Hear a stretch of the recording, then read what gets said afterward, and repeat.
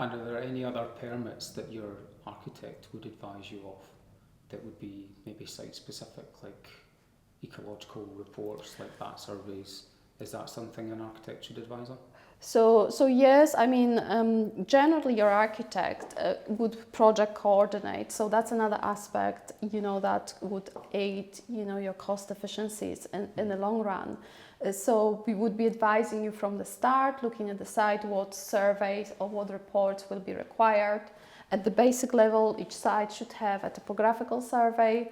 So the architect would coordinate obtaining quotes for those reports and, and guiding you throughout the process. So obviously, if there's any protected trees on site, there's going to be a tree survey that is required. If the building is in a conservation area, again, there may be archaeological surveys that may be required. So all of that, the architect will advise and coordinate on your behalf.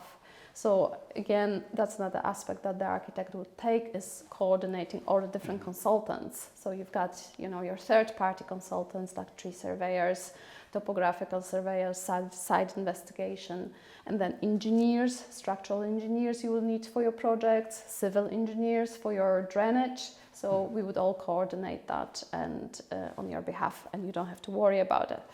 So, yeah. And are these surveys site-specific? They are, yes. You can't have topographical survey from one site and implement it to another. Just in brief, the topographical surveys will pick up all the kind of land contours, all the kind of external features, trees as well, any fences. So quite often, without that survey, if you just have like a basic OS map from your seller, that's quite often not enough because the OS survey can be a meter off really in sizes. So if you are building in the kind of constrained areas, it's really important to have that topographical survey done so you know exactly where your boundaries are and how much room do you have for your development.